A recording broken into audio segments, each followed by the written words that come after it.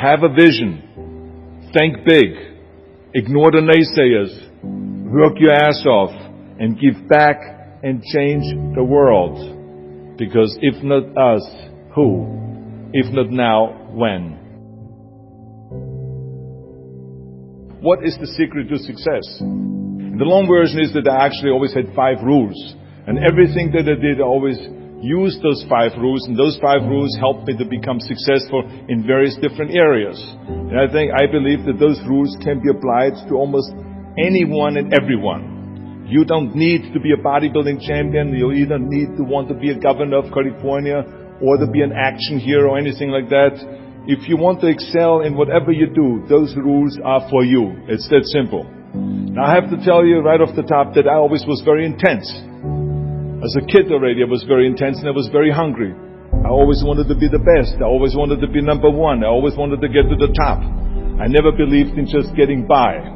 Now I have nothing against people that just want to get by, because I think there are many roads to happiness, but I think that we all here like to be successful and we are driven. So that's why those rules apply to you. So my first rule is find your vision and follow it. You see, I think it's the most important thing that we have a very clear vision of where we go. A goal, where do we go? Because you can have the best ship in the world.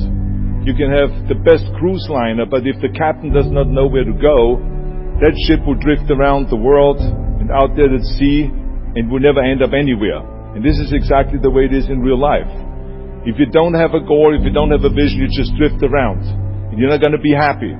This is why it is so important to have that vision. Now, I created that vision in Austria, because I grew up after the Second World War.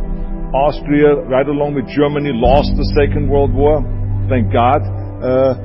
And the problem was that everyone was so depressed because they lost the war, that there was alcoholism everywhere. There was, of course, depression. There was a terrible economic situation. There was famine. There was starvation and all those things. And also it was kind of a little place and narrow. I felt I wanted to get out of there. I wanted to escape. And I couldn't see myself really to work there and to stay there, to work in a factory or to work on a farm, or to even to follow my father's footsteps and to become a police officer.